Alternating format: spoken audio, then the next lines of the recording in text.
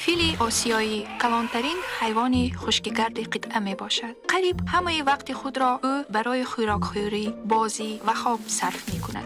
برای سیر شدن، فیل کلانسال از 2 حصه روز را صرف می کند. علف و ریشه های رستنی ها را می خورد. ولی شماره فیل های آسیایی از میانه عصر گذشته 2 مراتب کم شده است. بنابراین آنها نمود حساب می شوند که خطر گمشوی را دارند. ما فیل‌ها را همچون اعضاهای عائله خود نگاه و بین می‌کنیم. در جنگل‌های جنوب و غرب چین گروهی متخصصان طول 20 سال فیل‌ها را نجات می‌دهند و آنها را نگاه‌بین می‌کنند. در اینجا آنها همچون پدر فیل‌ها شناخته می‌شوند و چین زمین یکی از آنها می‌باشد. ما حیوانات را نجات می‌دهیم. بعد از آنها را هر روز نگاه و بین می‌کنیم. وقتی آنها قوی و سالم می‌شوند، وقتی آنها با تو یک جای عمل می‌کنند، همچون فرزندان تو، من از این حالت بی‌نهایت فخر می‌کنم. در عین حال گروه چند زمین از 20 عدد زیاد فیل‌های وحشی را نجات داده است. یعنی 7 ساله از طرف گله بعد 1 هفته تولد شدنش پرتافته شده بود. در حالت بی‌قوتی و ناتوانی در جنگل او می توانست به هلاکت رسد. خوشبختانه چند زمین و گروه او فیل بچه را نجات دادند و او را کلان کردند. در حقیقت فیل‌ها خیلی رحمدل میباشند. مثلا در ورزش‌های عافیتی، ریابیلیتاسیا من پایم قطع می‌خورد. او به من کمک می‌کند. مرا با خرطومش نوازش می‌کند. یک روز فیل‌های نجات داده به جنگل برمیگردند که آن جای آنهاست. همه پدرهای فیل‌ها این را آرزومندند که حیوانات نجات شده به طبیعت برگردند. سیشوانبه نه فقط به ما آدمان تعلق دارد، بلکه به هر گونه حیوانات نیز.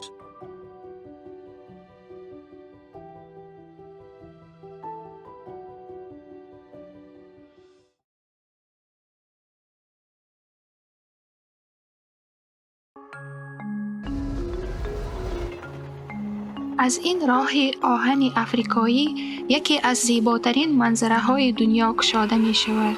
این قسمت راه آهن را که از سوان کنیایی می گذرد، مادر تنهای کارگر همه وقت استفاده می کند. من عائله خود را بسیار پزمان شدم. این چنین من فضای منبس را پزمان شدم. ساحل ها را نیز پزمان شدم. در جستجوی معاش بلندتر، پیت دخترش را در منبس ساحلی مانده در نیروبی پایتخت کنیا کار یافته است. ولی در مسافه 500 کیلومتر دور از دخترش زندگی کردن این آرزوی او نبود. مادر تنها بودن مشکل است. پدر دختر من مایزده می باشد و دخترم هیچ وقت در این خانه خوشبخت نمی شود. قبلا سفر کردن از یک شهر به شهر دیگر خیلی طولانی و خسته کننده بود. ولی از سال 2017 وقتی که چینی‌ها این راه آهن را ساختند، وقتی سفر فید از یک شهر به دیگر شهر 2 مراتب کوتاه شد. قطارها دقیق از روی جدول حرکت می روند و این خیلی بی خطر است. من به مادرم و دخترم نگفتم که به خانه می روم. این برای آنها حادثه ناگهانی می شود. خصوصا برای دخترم. او خوشحال می شود. بعد از 6 ساعت در راه بودن، پیت بالاخره با دختر 6 ساله‌اش در جای دوست داشته‌اش واخورد.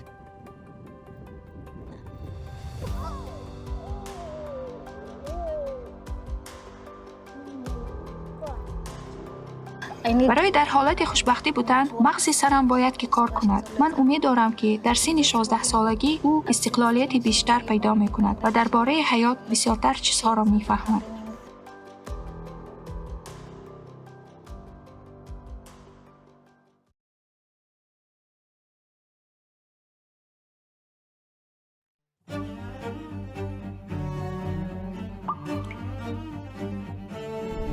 وقتی که قوه سیاه و سفید با سحر رنگ‌های درخشان وا می‌خورند، چیزهای عجیب روی می‌دهند. آمیزش رسامی عنعنوی سیاه و سفید با اساسهای استتیک معاصر این سمت علاهیده ایجادی می باشد. در چین بسیار چیزها فراموش شدند یا استفاده نمی شود و من خیلی پشیمانم که اینطور می شود.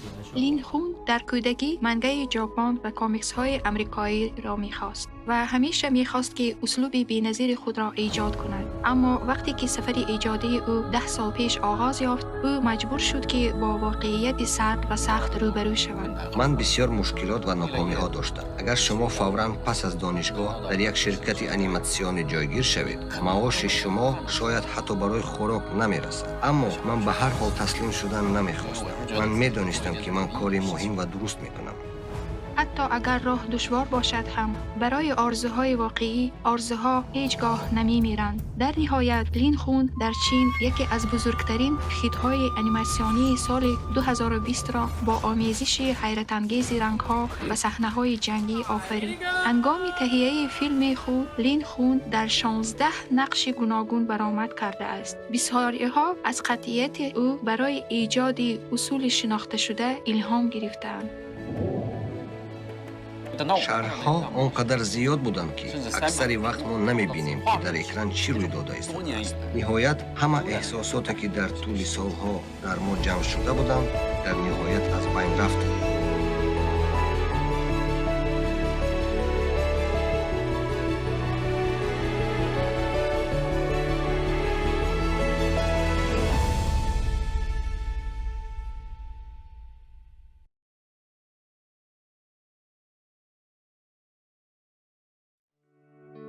وظیفه اساسی اکسپدیسیون دوم علمی تحقیقاتی در کوههای تیبت آموزش تغییریابی اقلیم و محیط زیست در منطقه می باشد.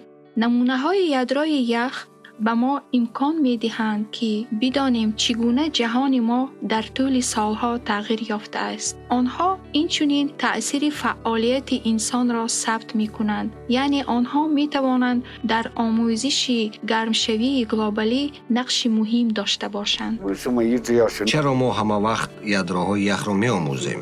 گپ در سر آن است که آنها برای تحقیق تغییرات گلوبالی محیط زیست مهمند. جامولونگما نقطه بلندترین سیاره ما و مشکلات بزرگترین روحیه سیاحی انسان است و این مکان برای تحقیق مناسبت بین طبیعت و انسان خیلی کامل است. شما باید راه دیگری را پیدا کنید. ما از اینجا نمیگذریم.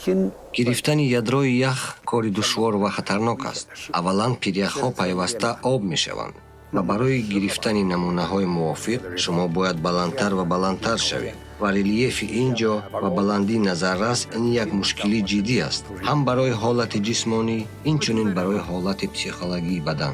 بیایید در اینجا ایستیم.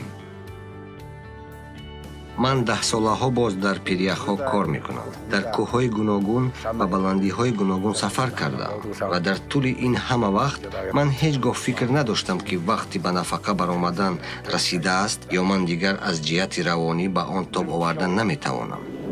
اینجا چقدر زیبا است. من تمام عمر در پیریخ‌ها کار کردم و کار من هنوز به انجام نرسیده است.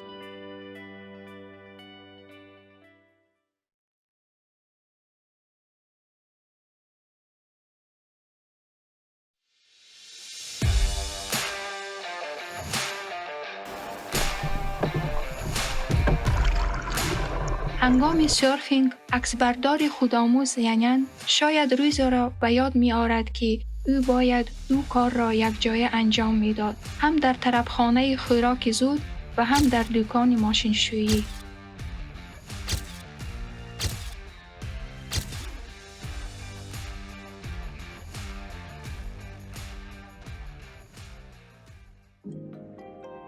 جهان می تواند برای ینین خاموش باشد، اما این به زندگی آزادی پر از امکانیت‌های بی‌پایان مانع نمی شود.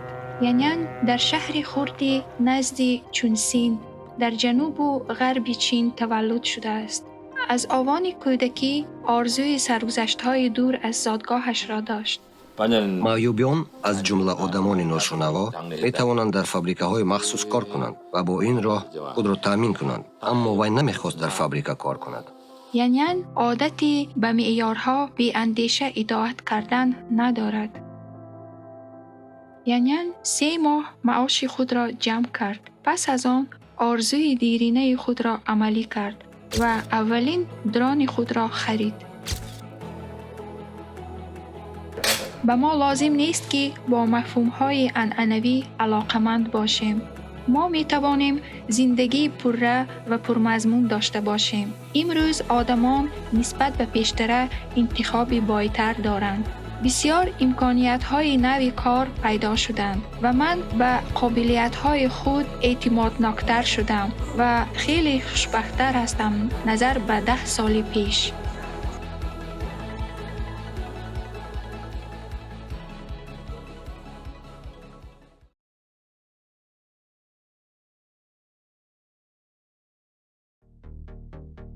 آدمان 6-10 ساله باز به کیهان پرواز می کنند و کیهان نوردان جسور برای نسل‌ها الهام بخش هستند. It's one small step for man, one giant leap for mankind. 3 2 1 آغاز. 3年的时候， وقتی که کشتی شنژو 5 سال 2003 بار اول به کیهان پرواز کرد، من هنوز خیلی خرد بودم. من در نزد تلویزیون نشستم و من هیچگاه فراموش نخواهم کرد که آن لحظه چگونه به احساسات فرو رفتم. زن تایکونافت ون یپین قهرمان حقیقی است. وی 2 مرتبه به کیهان سفر کرد. یکمین مرتبه پیش از تولد کودک و دومین مرتبه پس از آن. برای این وی مجبور شد که نظر به آدمان دیگر 100 مرتبه بیشتر کوشش کند. خوانندگان یکی از مکتب‌های میانه در شهر نینبای شرق چین از تایکونافت‌های قهرمان الهام گرفته تصمیم گرفتند که ماهواره خود را به کیهان روانه کنند. وقتی که 10 سال پیش من گفتم که در آینده نزدیک ما ماهواره خود را به کار می‌اندازیم، شاگردان خندیدند. 3 سال پیش سال 2019 اولین ماهواره از جانب مکتب بچگان ساخته شده و موشک به کیهان فرستاده شد. به حیرت همه او این عکس‌ها را به زمین فرستاد.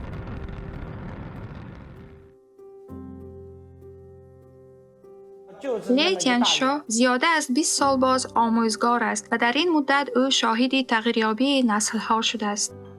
تغییرات بیشتر در 10 سال اخیر به عمل آمده است. کودکان معاصر از اختراع و ساختن چیزی نو نمی‌ترسند. هدف ما این نیست که 1 یا 2 ماهواره را روانه کنیم، بلکه آماده کردن آدمانی هست که این کار را کردن می‌توانند. از این رو ما همیشه به کودکان می‌گوییم که اگر آنها به علم مشغول شوند، آنها باید با آینده نظر کنند و برای منفعت تمام انسانیت کار کنند.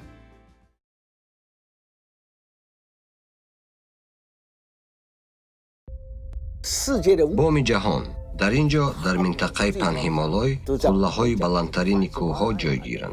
در شرق این قطار کوه‌های هندوان، بعد هیمالای، بعداً در غرب کوه‌های کاراکورم. همگی در سیاره ما زیاده از 300,000 نمود رستنی‌های بلندکوه موجودند و 20,000 آنها زاده منطقه پنهیمالای میباشند.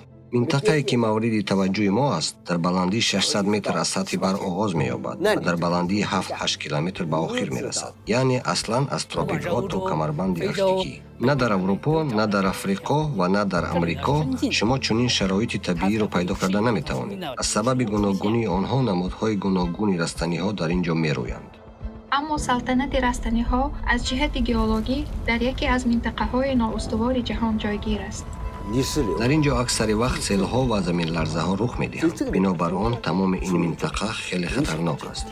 این منطقه خیلی کم آموخته شده است. نمودها تحقیق و معین کرده نشدند. از این رو ما عمیق نمی‌دانیم که فلورا اینجا تا چه اندازه گوناگون است. ما باید دقیق آموزیم که کدام رستنی‌ها در اینجا می‌رویند و چگونه آنها در منطقه پنهان شده‌اند. از سال 2010 پروفسور هون دیوان و همکارانش اکسپدیسیه بین‌المللی علمی را در تمام منطقه پنگیمالای آغاز کردند. آنها 150,000 نمونه جمع آوری کردند و زیاده از 150 نمود نوی رستنی‌ها را کشف کردند. در این لایحه 116 بوتانیک تاکسونومیست از 15 کشور اشتراک کردند. سیستماتیزاسیون فلورا این اساس تمام کار ماست. آن معلومات اساسی را برای حفظ منبع طبیعت یا تهیه ذخیره‌ها پیشنهاد می‌کند. این کار اکثر وقت نتیجه‌های کوتاه مدت ندارد، اما حفظ گوناگونی طبیعی روند طولانی است.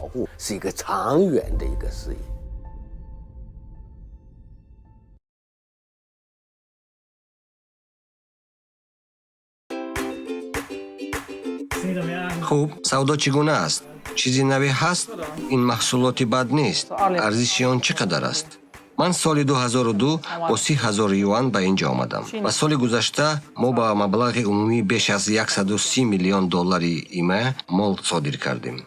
با پولی که محمد ناصر اردنی در نتیجه کارش در دانشگاه جمع کرد، او به شهر ایوی چین برای جستجوی امکانیت‌های تجارت رفت. این شهر همچون بزرگترین بازار یکلخت در جهان معروف است. محمد فهمید که در اینجا شرایط بهترین برای تجارت خارجی وجود دارد. از ایو که بازار خرد مال و لاجستیک باثمر دارد، محمد مالها را به سراسر جهان صادر می‌کند.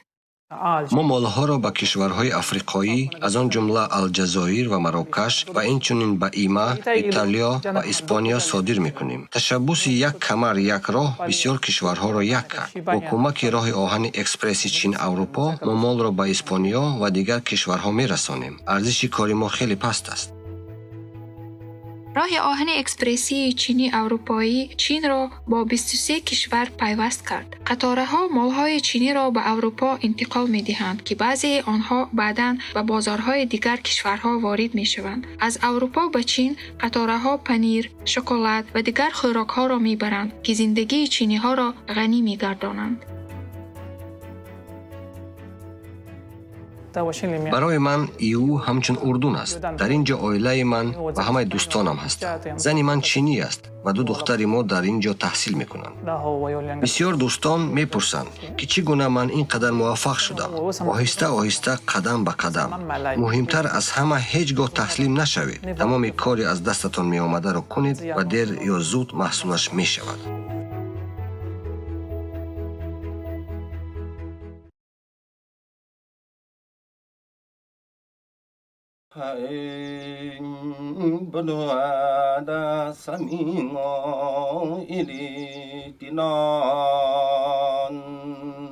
نام من مایوده است. من ساکن ادژکه هستم. در دانشگاه من منیجمنت ساحه سیاحی را آموختم و امسال من قرار قبول کردم که به خانه برگردم تا که در آنجا مهمانخانه را اداره کنم. ادژکه این یک دهه خرد در سرحد جنوب و غربی چین است. با سبب جایگیرشوی دوردست خود، دهه تا سال 2018 در حالت غم‌بضاعتی شدید زندگی می‌کرد. درآمد میانه سالانه به هر سر اهالی در اینجا همگی $420 آمریکا بود و نصف اهالی قابل مهنت بیرون از ادژکه زندگی می‌کردند.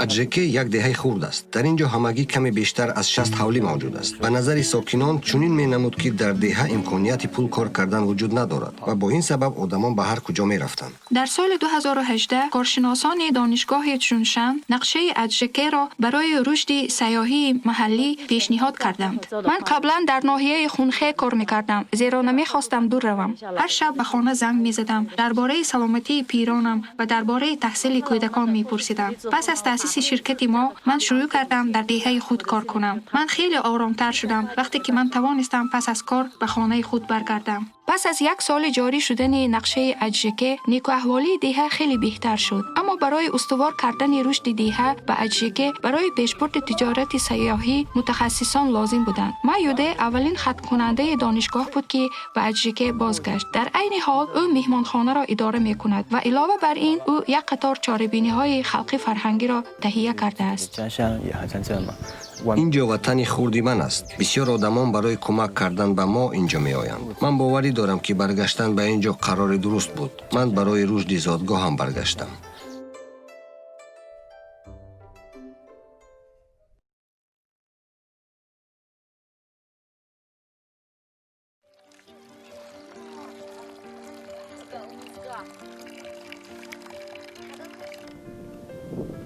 کله کوه 1000 متره برای جماعتی خرد دارای یک چند دهها حولی همچون خانه بود.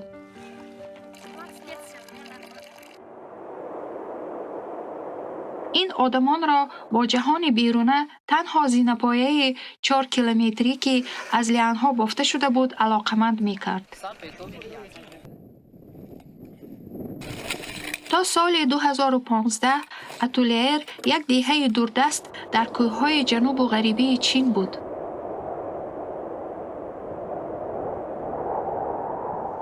اما با دستگیری گروه کمک و نیازمندان، زینه‌پایه لیان به ساختار استوار پولاد عوض کرده شد. و پس از رشد همه‌جانبه اینفراساختار تلکومونیکاسیونی حتی در دهه‌های دوردست دوره رقمی فرا رسید.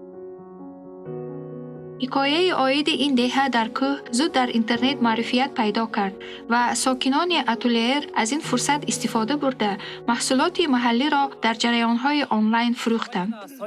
با من شراب بنوش. 去喝一杯酒呀，去喝一杯酒呀。 حتی پس از آن که او و دیگر ساکنان دیه به شهر ولایتی کوچانیده شدند، موگا هنوز هم جریان‌های خود را در زمینه زینه‌پایه پولاد ادامه می‌دهد.